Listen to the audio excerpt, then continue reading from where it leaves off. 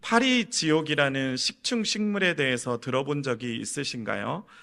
잎을 이용해서 곤충을 잡아먹는 식물이에요. 관상용으로도 사람들이 많이 집안에 두기도 하는데요. 질소가 부족한 토양에서 자라는 식물입니다. 그래서 곤충을 사용해서 그 안에 부족한 질소를 채운다고 해요. 이 식물이 곤충을 사냥하기 위해서 가장 먼저 사용하는 방법이 바로 유인입니다. 유인. 양 손바닥을 모은 형태처럼 입을 벌리고 그 상태에서 휘발성 혼합물을 분비하게 돼요. 그러면 냄새가 나게 되는데 그 냄새로 인해서 곤충들이 유인되게 된다고 해요. 그래서 곤충들이 입 안쪽에 앉게 되고 그 입 안쪽에 있는 감각모를 건드리게 되면 0.001초 사이에 입이 닫히는 원리라고 합니다. 곤충 사냥은 파리지옥에게 있어서는 생존과 결부된 문제죠. 그러니 얼마나 치열하게 유혹하고 치열하게 유인하겠습니까? 그래서 이 식물의 꽃말이 무엇이냐면 유혹 또는 영원 불변입니다.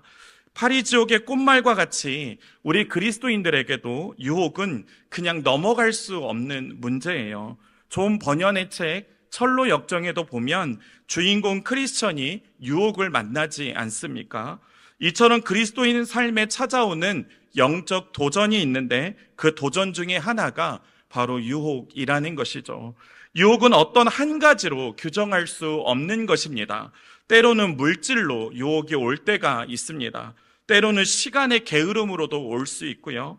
때로는 성적인 유혹으로도 올 수가 있습니다. 때로는 교만으로도 올 때가 있다는 것이죠. 이렇듯 유혹은 우리 그리스도인들에게 다양한 옷을 입고 찾아온다는 것입니다. 오늘 본문을 한번 보겠습니다. 요셉은 어찌 보면 보디발의 집에서 가정 총무로 지내면서 이미 여러 유혹들 앞에 노출되어져 있었던 상태였어요. 다른 노예들 위에 서서 권력을 남용할 수 있었고요. 얼마든지 보디발의 눈을 속이고 재물에도 손을 댈 수 있었습니다. 그런데 요셉은 성경 어디 본문에 보더라도 권력을 남용했다라거나 물질의 유혹에 넘어졌다라는 기사가 나오지 않습니다. 그러면 이 정도 유혹을 이겨냈으면 이제 다른 유혹이 찾아오지 않아도 되지 않습니까? 그런데 오늘 본문 7절은 이렇게 기록합니다. 우리 같이 함께 읽어보겠습니다. 그 후에 그의 주인의 아내가 요셉에게 눈짓하다가 동침하기를 청하니. 원래 보디발, 이 바로 주인은 요셉에게 딱 두 가지를 허용하지 않았습니다. 하나는 음식이고 다른 하나는 자신의 아내였어요.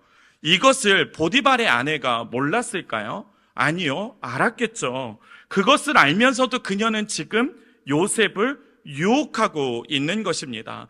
그런데 7절의 내용을 잠깐 보면 마치 여인이 요셉에게 요청하는 것처럼 보여요. 청하니 이 단어에서 보면 풍겨오는 뉘앙스는 자꾸 요청하는 것처럼 보입니다. 그래서 조심스럽게 말하는 것처럼 우리에게 들리죠. 하지만 여기서의 청하니는 더 정확하게 말하면 명령하다입니다. 지금 주인의 아내는 자신의 위치에서 노예를 향해 명령하고 있는 거예요.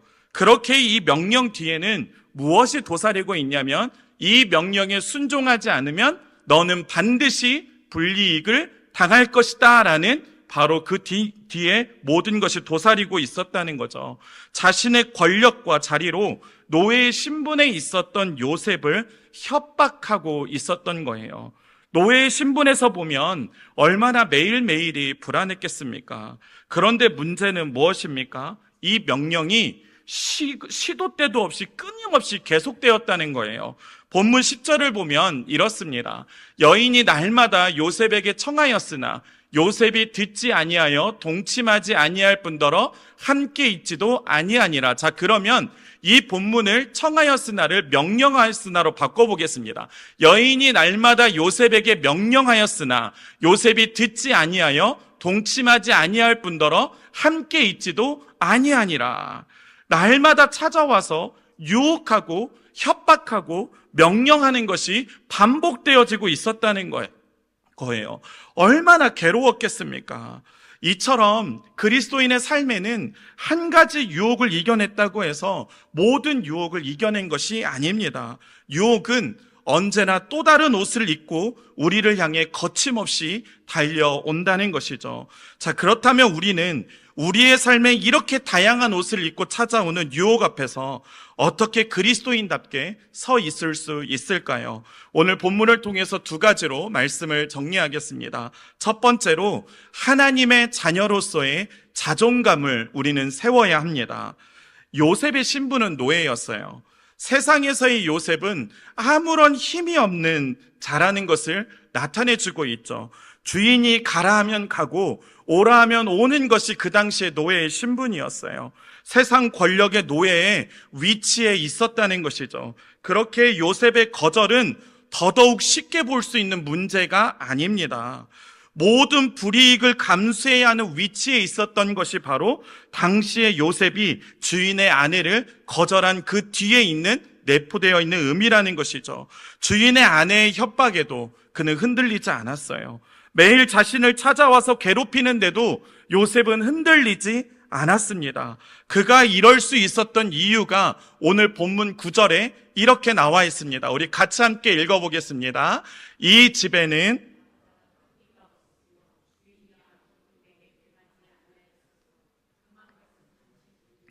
당신은 그의 아내임이라. 그런즉 내가 어찌 이 큰 악을 행하여 하나님께 죄를 지으리까. 아멘. 자, 이 9절의 말씀의 흐름을 잘 쫓아가야 됩니다. 요셉이 말하는 순서를 따라가면 요셉이 지금 순종하고 있는 권력이 어디인지를 우리는 보게 됩니다. 주인의 아내의 권력보다 더 큰 권력은 보디발입니다. 바로 요셉의 주인은 보디발이죠. 그의 명령이 요셉에게 있었어요. 주인의 아내는 요셉의 영역이 아니에요. 주인의 영역입니다. 요셉에게 그어져 있는 영역이 바로 그 가정의 주인이 보디발임을 보여주는 증거라는 거죠. 그런데 요셉의 말은 여기에서 또 멈추지 않습니다. 보디발보다 더 근본적인 권력을 소개해 줍니다. 요셉은 그 권력의 주체를 누구라고 말해요? 바로 하나님이라고 말하고 있습니다. 하나님이 온 세상의 주인이자 이 가정의 주인임을 고백하고 있는 것이죠.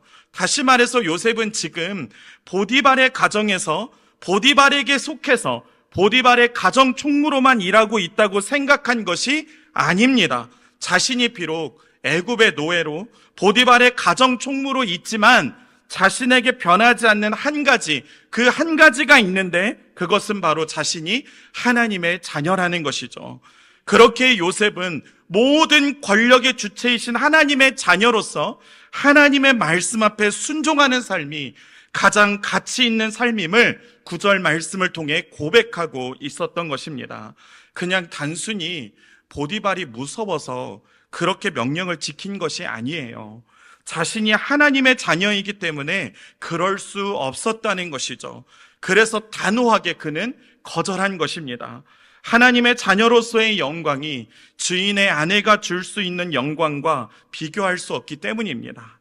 세상이 주는 영광보다 하나님이 주시는 영광이 더 크기 때문에 그럴 수 있었다는 것이죠. 우리 목사님께서 금요기도회 때 이런 예화를 하신 적이 있어요. 우리 성도님들도 들어보면 기억나실 거예요. 낚시꾼이 물고기를 잡기 위해서 바늘에 미끼를 끼워 물속에 던지지 않습니까?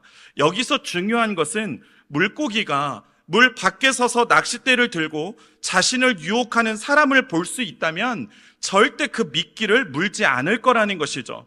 그런데 물고기는 자기 자신을 유혹하는 사람은 보지 못하고 눈앞에서 자꾸 살랑살랑 거리는 자신을 향해서 꼬리치는 미끼에만 그 시선을 두기에 그 미끼를 덥석 물어버리게 된다는 것입니다. 무슨 말입니까?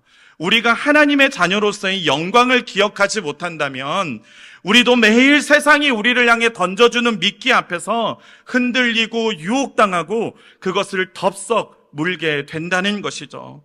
세상은 물질이 있어야 형통하다고 말합니다. 세상은 회사에서 임원이 되어야 형통하다고 말해요. 세상은 학벌이 좋아야 형통하다고 말합니다. 세상은 권력이 있어야 형통하다고 말합니다. 다른 사람들보다 더 높은 곳에 올라가야 형통하다고 말해요. 그러나 오늘 본문, 이 본문에서는 우리에게 무엇을 말해주고 있습니까? 하나님의 자녀가 되는 것이 형통이라고 말해요. 하나님의 하나님의 편에 서 있는 것이 형통이라고 말합니다. 하나님이 온 세상의 주인이라고 고백하는 것이 바로 형통이라고 말한다는 것이죠. 고난이 없어서, 걱정이 없어서, 근심이 없어서 형통한 것이 아니라 이 모든 것을 통해 우리를 하나님의 자녀로 빚어가시는 하나님이 우리의 아버지이시기에 우리는 형통하다는 것입니다. 그래서 우리 안에 울려 퍼져야 하는 찬양의 가사가 바로 이것입니다. 내가 걷는 이 길이 혹 굽어도는 수가 있어도, 내 심장이 울렁이고 가슴 아파도 내 마음속으로 여전히 기뻐하는 까닭은 하나님은 실수하지 않으심일세. 내가 실수하지 않는 것이 아닙니다. 우리는 실수하고 또 실수하고 이 세상을 살아갑니다. 때로는 후회도 해요. 왜 이런 선택을 했는지, 왜 이런 결정을 했는지 후회할 때도 있습니다. 그러나 중요한 것은 또 나는 실수하고 또 나는 후회하고 또 나는 넘어져도 나의 삶을 인도해 가시는 하나님은 실수하지 않으신다는 겁니다. 이 믿음이 있을 때 우리는 이 세상에서 하나님의 자녀로서의 자존감을 세우며 살아갈 수 있다는 것이죠. 그럴 때 우리는 이 찬양에 이어지는 찬양의 가사와 같이 우리는 고백할 수 있는 것입니다. 내가 세운 계획이 혹 빗나갈지 모르며 나의 희망 덧없이 쓰러질 수 있지만 나 여전히 인도하시는 주님을 신뢰하는 까닭은 주께서 내가 가야 할 길을 잘 아심일세. 실수하지 않으시는 하나님이 저와 성도님들을 인도하고 계신다는 것이 바로 하나님의 자녀의 가장 큰 축복입니다. 실수하지 않으시는 하나님을 굳게 붙드는 저와 성도님들이 될 수 있기를 주님의 이름으로 축복합니다. 이 믿음 위에 서서 하나님의 자녀로서의 자존감을 가지고 세상에서 요셉처럼 형통한 신앙인으로 살아가는 우리 모두가 될 수 있기를 주님의 이름으로 축복합니다. 우리 좌우에 앞에 계신 성도님들과 이렇게 말해주면 좋겠습니다. 하나님은 실수하지 않으십니다. 아멘. 다양한 옷을 입고 우리에게 다가오는 유혹 앞에서 어떻게 우리는 그리스도인답게 서 있을 수 있을까요? 두 번째로, 순종 뒤에 찾아오는 고난을 두려워하지 않아야 돼요. 성경에서 세상이 여성형으로 쓰여진 거 아십니까? 성경에서 세상이라는 단어는 여성형으로 쓰여졌어요. 여성형으로 쓰여졌다는 말은 무엇이냐면 세상이 우리 그리스도인들을 향해 유혹해오는 한 영역이라는 것을 말해주는 거예요. 그런데 세상은 오늘 본문에 나오는 보디발의 아내와 같이 권력이라는 무기를 가지고 위협하고 협박하며 다가온다는 것이죠. 자신의 말을 듣지 않으면 불이익을 당하게 된다라고 위협하고 협박한다는 거예요. 요셉도 마찬가지였습니다. 주인의 아내의 말을 거절하자 주인의 아내의 거짓말로 강간 미수범이 되어버리죠. 하나님의 말씀에 순종했지만 그 순종 뒤에 도리어 찾아온 것은 큰 고난이었습니다. 본문 19절과 20절 말씀에 보면 이렇게 기록하고 있습니다. 그의 주인이 자기 아내가 자기에게 이르기를 당신의 종이 내게 이같이 행하였다는 말을 듣고 심히 노한지라. 이에 요셉의 주인이 그를 잡아 옥에 가두니 그 옥은 왕의 죄수를 가두는 곳이었더라. 요셉이 옥에 갇혔으나.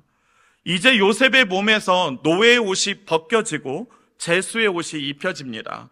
어떻게 이럴 수 있습니까? 다른 것도 아니고 하나님 앞에서 죄를 짓지 않으려는, 거룩하게 살려고 노력하는 한 청년에게 도리어 죄수의 옷을 입힌다는 것이 말이 됩니까?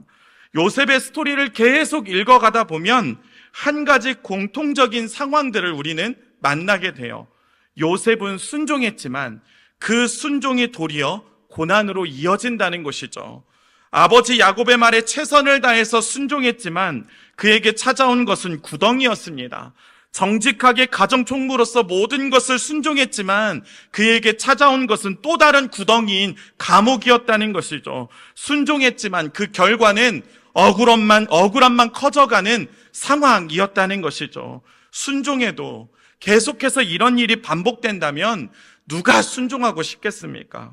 그런데 성경은 요셉에 대해서 어떻게 증거하고 있나요? 본문 21절부터 23절의 말씀을 보면 이렇게 말해주고 있습니다. 우리 같이 읽어보겠습니다. 여호와께서 요셉과 함께 하시고 그에게 인자를 더하사 간수장에게 은혜를 받게 하심에 간수장이 옥중 제수들을 다 요셉의 손에 맡김으로 그 재반 사물을 요셉이 처리하고 간수장은 그의 손에 맡긴 것을 무엇이든지 살펴보지 아니하였으니 이는 여호와께서 요셉과 함께 하심이라. 여호와께서 그를 범사에 형통하게 하셨더라. 아멘. 요셉은 이전처럼 감옥에서도 순종했다라고 말하고 있어요. 위치가 바뀌고 상황이 바뀌어도 요셉은 다시 순종의 자리에 있었다는 것이죠. 순종으로 인해 고난이 오더라도 그는 또 순종했다는 것입니다. 그가 그럴 수 있는 이유가 무엇이었습니까? 그는 고난 가운데 있어도 하나님의 임재를 경험하고 있었기 때문이에요. 감옥에 있어도 여전히 자신을 떠나지 않고 자신의 삶에 은혜를 베푸시는 하나님을 그의 삶에서 경험하고 있었다는 것이죠. 순종했기 때문에 이런 결과가 찾아온 것이 아닙니다. 하나님의 은혜가 요셉으로 하여금 순종할 수 있도록 만들었다는 것이죠. 사실 당시 문화로 보면요, 노예가 아니라 평민의 신분을 가지고 있어도 이웃의 아내를 범하거나 그렇게 시도하려는 사람들에게 행해졌던 두 가지의 처벌이 있습니다. 하나는 거세이고요, 하나는 사형입니다. 그런데 지금 요셉은 감옥에 갇히는 것으로 그쳤어요. 아무리 모함을 당했고 거짓으로 이 모든 일이 초래되었다고 해도 요셉의 신분은 노예이기에 그가 거세를 당하든 사형을 당하든 아무도 신경 쓸 사람이 없었습니다. 이 사실을 그 누구보다도 요셉 자신도 잘 알고 있었을 거예요. 그런 일을 당해도 아무런 어색함이 없는 시대가 바로 요셉이 노예로 있었던 시대였어요. 그 시대에 그런데 요셉은 감옥에 갇힌 것으로 그쳤다는 것이죠. 이 사실이 지금 우리에게 말해주고 있는 것이 무엇입니까? 하나님의 은혜가 매 순간 요셉의 삶을 덮고 있었다는 것이죠. 요셉이 먼저 하나님을 붙들고 있었던 것이 아니라 하나님이 먼저 요셉을 붙들고 계셨다는 것입니다. 저는 최근에 신대원 때 같은 반이었던 목사님들을 만나서 함께 식사를 했어요. 그때 함께 고백했던 것은 하나님이 왜 우리를 목사로 부르셨다는 것이었어요. 한 목사님이 이렇게 고백하셨어요. 목회자로 부름을 받은 이후로 해가 지나면서 깨닫게 되는 것은 나를 위해서 목사가 되게 하셨다는 거예요. 그러니 이 모든 것이 은혜예요. 해가 바뀌고 시간이 지나면 지날수록 그분 안에 또한 저희들 안에 커져가는 것은 결국 우리를 향한 하나님의 은혜였다는 것이죠. 그래서 우리 모두는 그 자리에서 지금 쓰임받고 있음에 하나님께 감사할 수밖에 없었습니다. 무슨 말입니까? 우리가 잘나서, 우리가 잘해서, 우리가 뛰어나서 그런 것이 아니라 우리를 향한 하나님의 계획이 우리를 붙들고 있다는 것이죠. 요셉이 순종의 자리에서 고난을 만날 때 순종을 포기하지 않고 다시 순종의 자리로 갈 수 있었던 이유는 하나님의 계획을 신뢰했기 때문입니다. 하나님은 요셉을 향한 계획을 꿈을 통해서 이미 계시하셨습니다. 그 꿈이 요셉의 삶의 밑바탕을 지탱하고 있었던 것이죠. 요셉이 그것을 다 알아서 순종한 것이 아니에요. 완전한 그림을 이미 다 그리고 있기 때문에 순종했던 것이 아닙니다. 요셉은 자신을 향한 계획을 이루어 가실 하나님을 믿었던 거예요. 그렇게 그는 다시 순종의 자리로 나아갈 수 있었던 것이죠. 순종 뒤에 찾아오는 고난은 우리로 하여금 두려움을 갖게 합니다. 유혹은 단순히 쾌락만을 쫓는 삶을 말하는 것이 아니에요. 하나님의 말씀대로 살아가는 것을 두렵게 만드는 것 또한 유혹의 또 다른 작용이라는 것이죠. 마가복음 4장 19절 말씀에 보면 이렇게 예수님이 말씀하세요. 세상의 염려와 재물의 유혹과 기타 욕심이 들어와 말씀을 막아 결실하지 못하게 되는 자요. 그렇게 오늘도 우리에게 필요한 믿음은 우리를 향한 계획을 이루어 가실 하나님에 대한 믿음인 줄 믿습니다. 내일 내게 어떤 일이 일어날지 우리는 모르는 인생을 살아가지만 오늘 하루를 하나님께 순종으로 드리며 나아갈 때 그 하루들이 모여 영원한 시간을 만들어 간다는 것이죠. 세상에서 우리가 어떤 위치에 있고 어떤 형편이 있는지가 중요한 것이 아니라 우리가 고민해야 할 것은 오늘 내가 누구의 계획 안에 있는가가 정말 우리가 고민해야 할 문제이고 우리가 생각해야 할 문제라는 것이죠. 요셉과 같이 우리가 하나님의 계획 안에 있다면 그곳이 감옥이라도 우리는 성경이 말하는 형통을 살아가는 사람이라는 것이죠. 비록 우리의 삶에 고난이 있고 어려움이 있고 아픔이 있고 억울함이 있고 괴로움이 있어도 우리가 하나님의 계획 안에 있다면 우리는 성경이 말하는 형통을 살아가고 있는 사람들이라는 것입니다. 우리 한 사람 한 사람을 향한 계획을 이루어 가실 하나님을 신뢰하며 우리의 삶의 하루를 영원에 두고 살아가는 우리 모두가 될 수 있기를 주님의 이름으로 축복합니다.